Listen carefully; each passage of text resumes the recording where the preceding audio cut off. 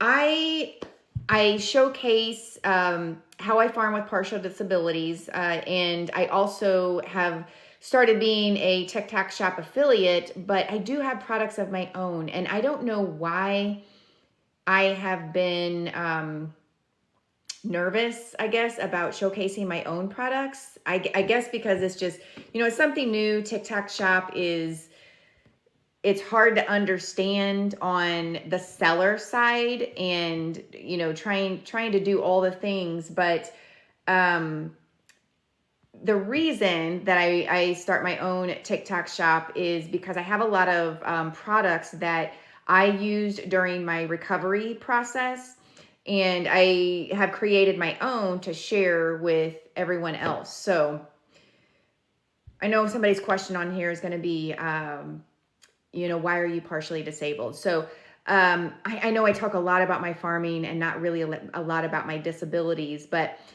two of my children and I, over 14 years ago, were in a fatal 4-car drunk driving crash that luckily my 2 kids and I survived, but I took the brunt of the impact along with the impaired driver, and I am 80% wheelchair now, which is very confusing when you look at my farming videos, because I am walking around and I'm doing all the things, but I only have about 1,800 steps a day that I can take, and I can't usually take them all in a row. So I have a certain way that I do my farming, a certain order that I do my farming every day that allows me to do it. It substitutes for my physical therapy, but then it keeps my joints and all that flexible, but it also gets my farming chores done. So, and it's obviously way too difficult to use a wheelchair since I can still walk. I have to figure out a certain order for me to do all the things that doesn't hurt me.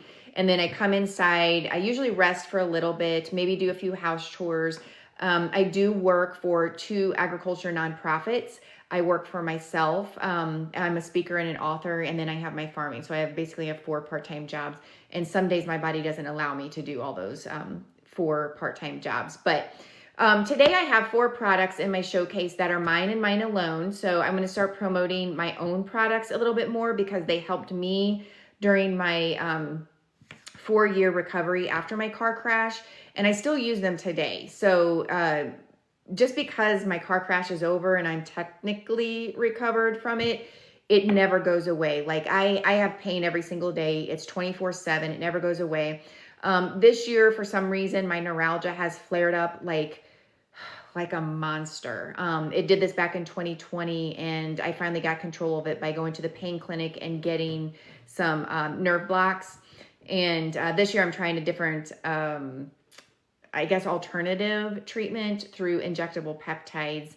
So that's where I'm at now with that. But the first thing that I would like to share with you is I wrote a very short book. And I forgot to put my little thingy on here so everything's not backwards.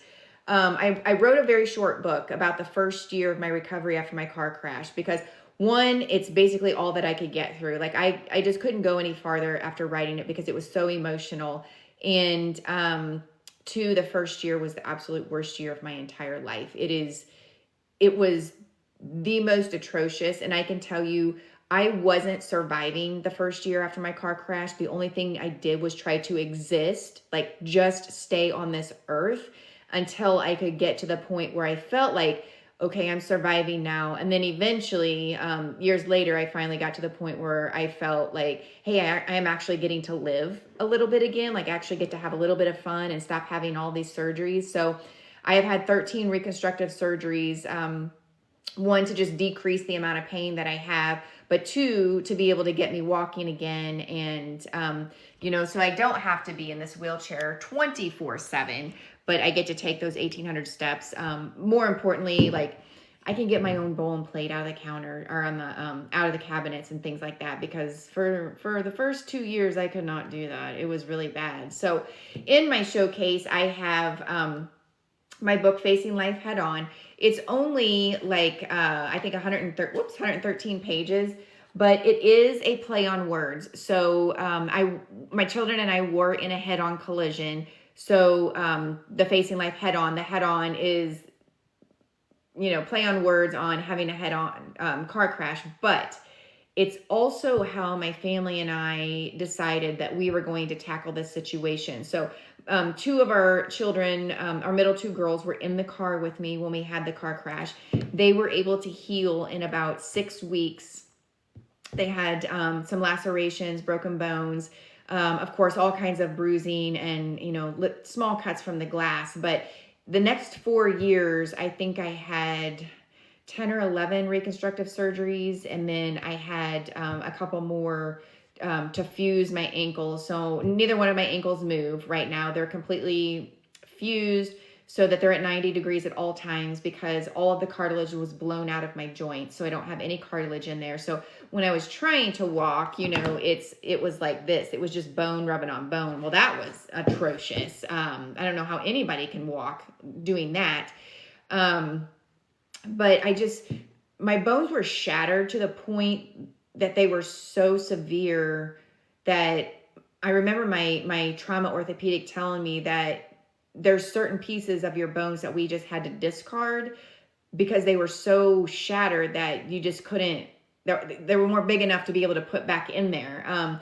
So what they did, it was kind of crazy. They took all the little pieces and they had like this mesh net that just automatically dissolved, and they put it together, and then the bone grows back together. So obviously my bones aren't smooth like they used to be. They're really wavy and bumpy, which I can feel, and you can actually see that it looks odd. And I don't have the bottom of my right fibula. They just took it off. He's like, you don't need it anyway. It was too shattered. And also my pelvis, part of my pelvis is fused. I only have like one side that moves. I have a lot of metal in my pelvis. We've taken all the metal out of both of my ankles. But the book goes through a lot of the emotional turmoil that my family and I went through, and then all the surgeries that I had that first year, and just trying to, I guess, hang on as a family. So the thing, my husband and I, like, we have a very strong relationship, and it is super strong right now, but we had to consciously link arms and say, we are going to fight to make it through this, because this is the kind of thing that tears families apart. So we did nothing wrong that night. We were doing everything right. Everybody had their seatbelts on. Nobody was on their phones. I was going the speed limit, and it still happened. So crazy thing is that if you would look at how damaged our car was, you're like, one, there's nobody that would have survived that, but it was a 4-car pileup, and you're thinking, man, I was the first one in line. We're the first ones that hit. But crazy thing is, I was actually the second car in a line of 3 going this way. So there was a truck pulling a flatbed trailer in front of me, and then there was a 17-year-old boy driving a Suburban behind me. And the drunk driver was coming towards us, and he was passing someone, which I didn't know he was passing someone, because by the time I saw him, he had popped over this small hill, and he was rounding a corner towards us, and he was on the wrong side of the road. So that's pretty crazy in itself, to see that and then know what is going to happen. And you have to make very quick decisions. You have to have acceptance in a very short amount of time that this is going to happen.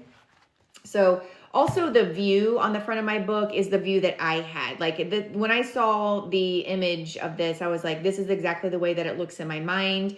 It was December 29th. It was 6:20 in the evening. It was dark, and it was 0 degrees that day. And this is kind of like the image that I remember in my mind. So I thought that was the perfect cover for me. Now, the butterflies have a significant meaning as well. So butterflies are a symbol of rebirth, of, going through a journey that you were in this cocoon, and you just didn't think that you were ever going to make it out of this cocoon. And then finally one day your cocoon opens and you emerge, and you're like this beautiful butterfly. And when I was reading that, I thought, God, this is exactly how I felt. Like I was in this huge tornado, and I kept telling my husband, like, I just want this chaos to stop. Like, am I going to be okay or am I not? Am I ever going to walk again or not? But this trauma, this emotional chaos, and just the mentality, I'm like, I just want it to be over. Like, I just want to be okay again. And then also, I said I would never get a tattoo, and I have this humongous tattoo that goes all the way down to my hip of 4 butterflies, which is, it's my symbol of surviving this car crash. But the 4 butterflies come from, I have 4 children, and the reason that I fought so hard to get better is because of my 4 children. So they were definitely my reason why. It also took me 4 years for my doctor to say, Carey, I think this is probably all that we're going to be able to do to help you. Only come back, if you have trouble. So, and I went back a few times after that. So that's where the butterflies come from. But